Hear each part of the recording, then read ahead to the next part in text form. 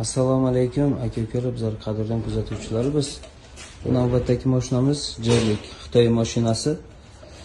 Bunda bo'lib o'tgan muammo gazni pedalni bosgan payti mashina bo'g'ilib, nafas ola olmaganda yoki to'plab yetishmaganda bo'lib bo'g'ilish edi. Buni injektorlarni tozalab, o'zi mana GDI injektorlarni tozalayotgan apparatda tozalab qo'ydik. Keyin svechalarni buni ochdik.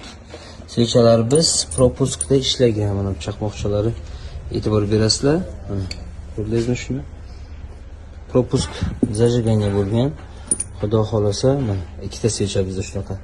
Bunga mana Renko firmamizning LXV svechalarni qo'yib beramiz. Buni probegi originaldan qolishimda. Buni original endi bilmadim qanaqa bo'ladi. Biz bunga Renko qo'yib beramiz. Probegi javob beramiz va mamlaqa holatlar kuzatilmada agar kartoshka butun bo'lsa. Hozir xudo xolasa yurgizib ko'rib, nasib bo'lsa inshaalloh mijozimizga javob beramiz. Xizmatlar bo'yicha aloqaga chiqasizlar.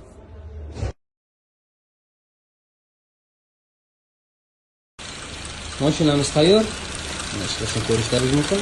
Bu ustidan zashetkasi, bu o'zidan chiqqan svechalar. Aka bitta gaz bering. Bizning mashina ishlayapti. Xizmatlar bo'yicha aloqaga chiqasizlar. Kanalda adashmanglar. Zapchastdan ham, ustam tanlovdan ham bemalol. Sog' bo'lasiz, salomat bo'lasiz. Sizlar uchun har doim xizmat qilamiz.